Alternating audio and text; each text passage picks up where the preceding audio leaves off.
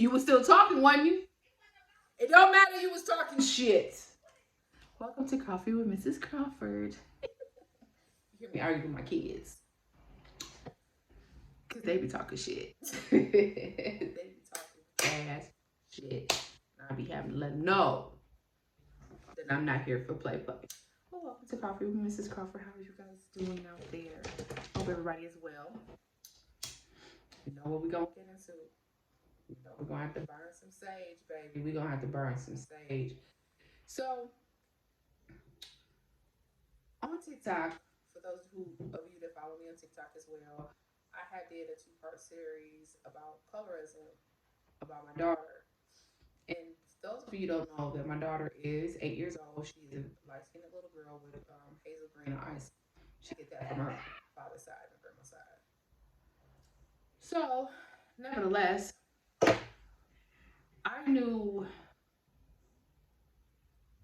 when she was in school that her complexion and her eyes played a big part of the behaviors that she was allowed to get away with, which is very sad because I had to check several, when I say several, I mean several teachers about this. And I had started to notice it when it got to the point because, for one, when you're a young black parent, schools or other folks, white teachers, I'm not afraid to say, already have this pre-notion about you, about how much you care about your children. I'm not the one to play. I am the type that I'm not my kid's friend. I'm their mother. And then I can be friendly. See, that's the difference. I'm a mom 24/7. I'm friendly sometimes. Okay? So with that being said, it was times where her teachers would send me video of her just screwing around in class and not doing what she's supposed to. And I would always ask them, why are you even allowing this? Why is she not being reprimanded, like put to the corner, taken outside, whatever the case may be, other than just calling me and showing me her behavior? And I will always get, well, she's so sweet and she's so pretty and she's so this and she's so that, to the point where my daughter was in second grade and she decided, you know what? Fuck it. I'm just going to get on the bus. Even though I'm a car rider, I'm going to get my butt on the bus. So she got on the bus. She went to the teacher and the teacher put her on the bus. Well, when I called, because the woman that I had picking up my kids called me, was like, girl, I'm here to pick up your child and she's not here. I'm like, where is she at? Call to school. This woman had the audacity to tell me that she put my baby on the bus, and then I asked her why. She gonna say, because Zari walked up to me and said, I ride the bus today. Even though she has a note that says she's not supposed to, no one has gave you any indication she is supposed to. And around that time is when a little girl in Alabama got kidnapped or missing. It was had news. It was about the cupcake situation. Rest. So she was at home. I wasn't at home. Her big brother wasn't at home. Her father wasn't at home. And when nobody about to be at this house for hours, all my doors locked and my dog is in the house. My little girl is at home. My yard is humongous. Anything could have happened. And all because of the complexion of her skin. So I know I was the type of parent that made sure she had representation of black dads, black TV shows. Even to, as I go on, you will notice that it will be very slim that you will see me in foundation. Because my daughter also has impetigo. And her impetigo left very big blisters all over her legs. So I had like bad acne at one point, like 3 or so years ago, where I had horrible acne, horrible. And I didn't want her to think she needed to be ashamed of her condition. So I really stopped wearing foundation. Now, I will throw on these lashes. And if I feel like it, I'll put a little makeup on my eyes because I can't do a beat. Like some of you beautiful people out there, I cannot do that. But, excuse me, that's about as far as I go. A little lipstick, I got all type of color lipstick, so I'll do that. So that's about as far as it'll go, just for representation. But what I didn't realize is the conversations I might have been having about her skin complexion. And I know when I was growing up, you know how it is. You with your cousins, you played the dozens, talked about each other's mama, talked about each other's skin, lips, head, big feet, big ears, big nose, fat, tall, whatever. And we did that. And to a certain extent, we do. You know, we always talking about light skins, this and light skin attitude to some people, to some stereotypes. That, you know, quick to say, girl, you act light skin. Oh, that's that dark skin shit. You know, we do that all the time. But by my little girl being 8 and coming to me with something that just shook me to my core, when she told me that she didn't want to go outside anymore because she was getting dark, and she didn't want to get dark anymore because then she wasn't pretty. And that's when I really had to sit and think, what is the representation or what I'm teaching my child?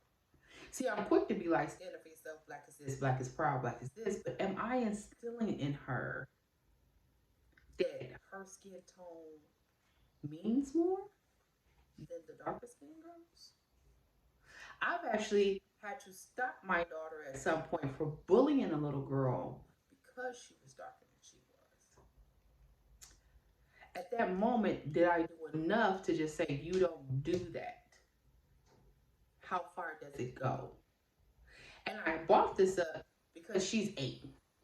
And I know a lot of us are quick to get on here and talk about, we don't need to talk about stuff like that with kids because they really don't understand and we don't know what they're going to, even to their sexuality or whatever the case may be. But if she's 8 years old and she has a complex already that she don't want to get dark because it's not pretty, then a lot of 8-year-olds comprehend a lot of stuff that we don't give them credit for. And maybe as parents, we need to be a little more high aware, especially since we know this generation, us, this 35 to 45 age group up in here, we know the impact that our parents had on us. And our generation is the one that's really kind of speaking up against it. Going to therapy, doing what we were supposed to do, having those conversations with our mothers, like, girl, you know what, mom? You wasn't the nicest. You said some things to me that kind of altered or structured my path. I know it's some things that I didn't do because of what my mother said to me. So it made me really check myself and be like my older kids. Yeah, they older. They know we joking. We call it that's really our love language in this family. Crack jokes all day long. It's the actions that let them know that I'm down for them. We ride or die, whatever. Got your back. I love you. Give me some hugs. And with their mother healing, it's like a touch. You give me some hugs. We love you, whatever. But what part did I miss not to put in her that all black is beautiful, that all shades of our skin is important, and we come from different places, to explain the black woman in the Eve gene and it's beauty within everybody, and everybody is going to see beauty different. Yes, and also explain to her to not let society scoop her up, because my baby goes to school, she got friends, she has, friend houses, and I am here to say that I'm pretty sure 100%ly that I'm not the total blame, but as her parent right now, I'm going to take 100% responsibility. And I think some of us can't do that because it may reflect that you're a bad parent. Well, parenting didn't come with no guide. It didn't come with no book. And now between when we was kids and definitely now, it is so different with technology. Everything over, technology, cell phones, laptops, the internet itself is something that we didn't really have. Yeah, we had the internet, but it was for 1+1, business or looking up a website. Nothing nowhere near. Hell, we didn't even have cell phones. They came as I grew up. We had pages. Beat me 911, call me on my cell phone. Yeah, that's what we had.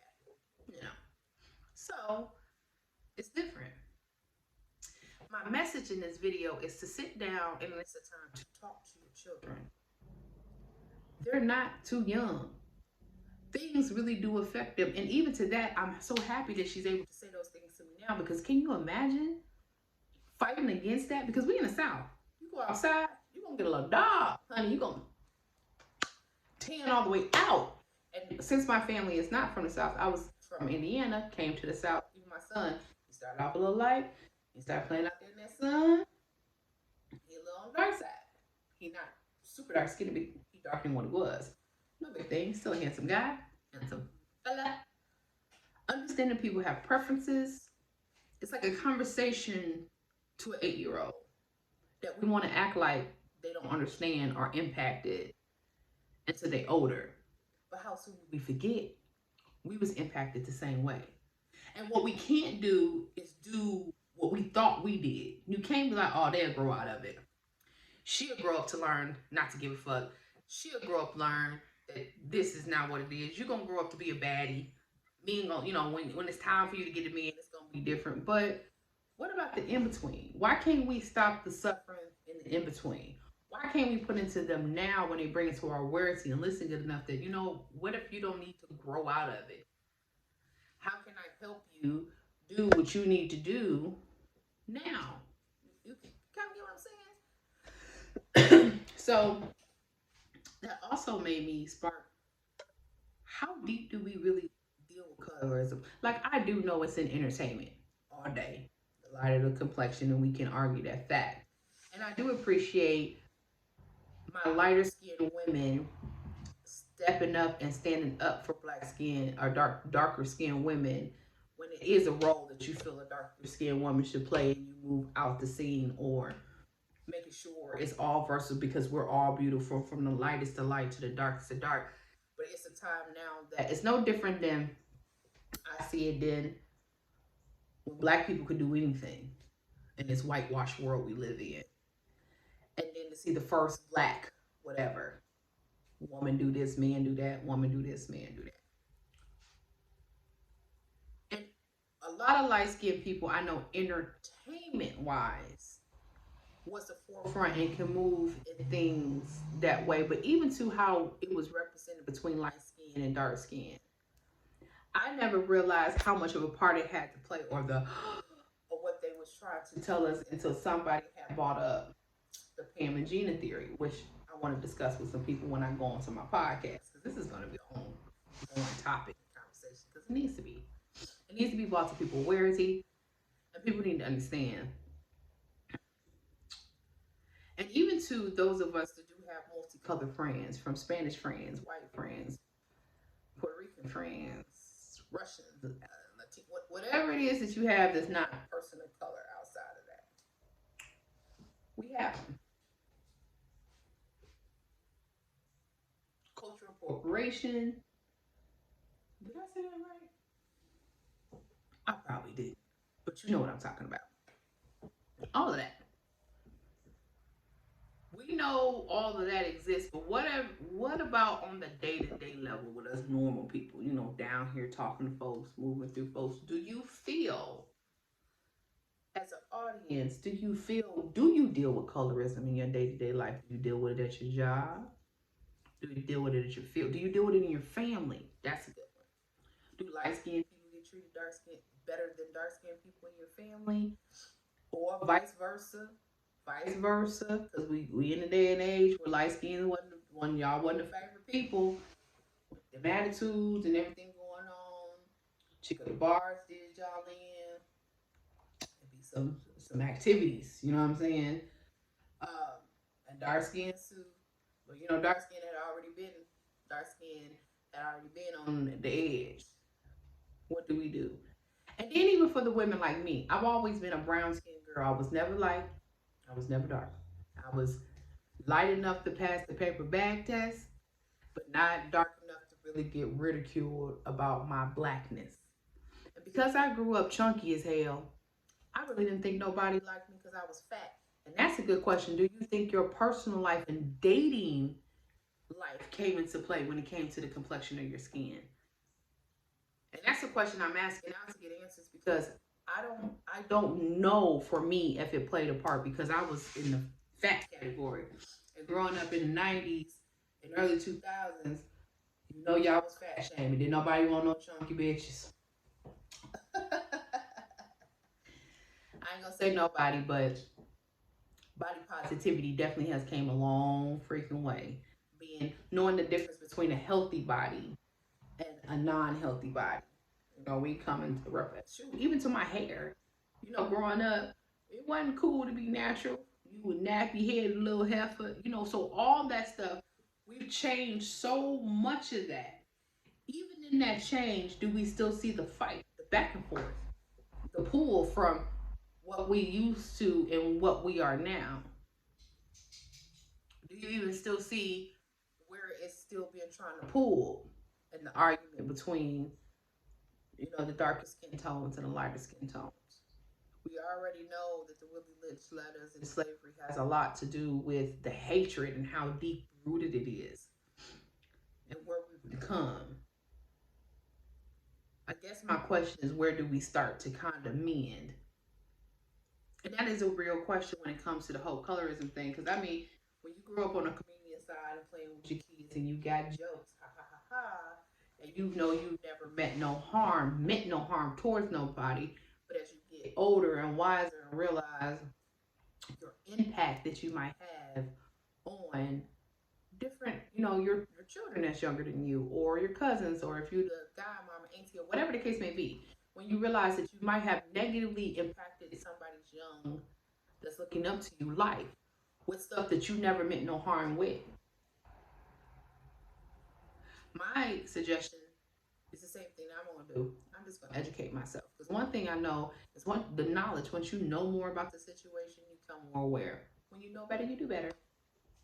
Simple. It'd be like that. It'd be definitely like that sometimes. And I think we can get to a better place if we understand that it doesn't take away who we are. It just makes us look better once we grow and understand. And the awareness that you don't want to continue to ruin a little person's mind or give them other struggles or other traumas that they have to deal with, or can catch traumas before they become out of hand. Because she's 8. And with that, she's aware enough to see it. And I'm in a position enough to hopefully put a guard around it to know the world is one place, but you don't have to be of the world. You know what I'm saying? You can have your own mind and be patient and be courteous and empathetic and understand that all your black is beautiful, and to know we need to fight together than fight separate. We can joke around but mean no harm. How is that going to be portrayed? It's just so many questions, and I cannot wait on my podcast to have this panel on women, because it's like this is one of the things that I have more questions than I have more answers to, because sitting up here thinking, I don't honestly believe my brown skin, I can't say anybody else's, because you could have grew up somewhere else and dealt with another dynamic of people. But from Indiana, where I grew up in Elkhart, Indiana, where it's predominantly white folks. Yes, we got families. It's definitely black folks there, but it's predominantly, especially moving to the South, white people. So everybody was black. It don't matter how black or on the spectrum you was black. And then because I was a child that was in a weight class, I didn't see it as you picked the lighter girl or the darker girl. You picked the thinner girl. So I had a whole nother fight, which for a whole nother channel to discuss growing up. So that was, I guess I couldn't see past those traumas, which is interesting because it brings you to the point where some people might not have dealt with some things because they was too busy fighting other demons. You get what I'm saying?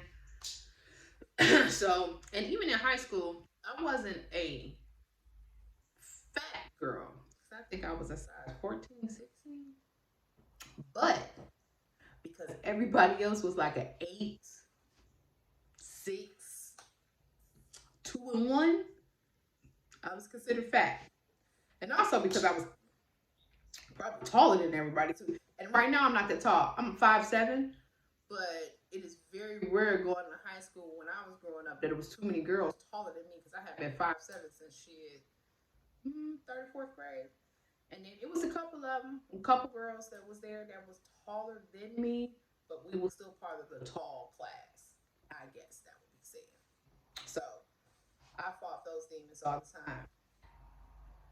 My whole point of it is when you are brought to something that is bothersome, It's okay to be aware, like, oh shit, I'm not ignorant. I need to change that. I'm part of the problem. And I think we have a problem with that as a people. When it comes to certain things that we deal with or what we do, it is like so hard for people to be like, oh man, I was ignorant and I need to grow up, or I need to learn more, to do more. And some people, ignorance is just from flat out unawareness. Like, I'm just not aware that this is going on. And now that I'm aware, I'm not going to ignore it. I'm not going to act like it never happened, or shit, I didn't got along. It'll work itself out. I did. And then you have to, I hate that saying, oh, that'll be okay. I did. But were you? Like, were you? Do you remember all the nights that you cried and you suffered and you dealt with this and you did with that and had the tough skin and had to lie about how you're feeling? Do you really want this person to go through that? Or we just programmed to be like, shit, you'll make it. I did. Like, no, we need to kind of not do that. I don't think that's cool at all. Like, at all. So, nevertheless, however, the comma. Yes, Shanetta, I'm still in that. Period. And if I get it put on a shirt, you will get credit because that is your saying, boo, and I love it. But nevertheless, however the comma, I just wanted to bring a word to you that our children have feelings. They're very aware, and as parents, our job is to give them all the tools possible to become the best human beings possible to navigate through this crazy thing we call life. With the systems in place and everything that's going on, they need to be better equipped. They need to be in a place where they can handle it with humility and not choose things just emotionally. They can use their mind, they can use their emotions, they can use their heart, they can use their spirit all at the same time and be great. Because outside of the black family, whoo, it's a whole nother demon out there to fight. And some of them are lost. It is what it is. But I am a firm believer, like, if I had a woman in my life telling me the things that I'm telling my children or telling their friends, or I can see via YouTube now so many other creators out here that put out information that can change your life, or even to the point where now some of these actors that we looked up for their art, we realize that they're human beings and sharing the side of promoting healing and growth and what we should look at and the difference between generations and what used to be okay ain't okay no more. And this is why. And it wasn't okay then, but we didn't know. We didn't have that knowledge of not knowing or what to do with it for those who may have felt different in the long run. We ain't gonna never know that. So, with that being said, I'm going to end this video with that. Comment, share, and I also am still looking for guests on my podcast. So if you do want to be a special guest, please let me know. I will inbox you with the information. But after that, I said after that like it's gonna be the end. But with that, that's what I meant because words matter. I'm gonna leave you with this. Always be prepared to listen without a response. Be prepared to listen for understanding and lessons that you need to learn to be the best person in that other person's life. Remember, if somebody comes to you, you are a safe place.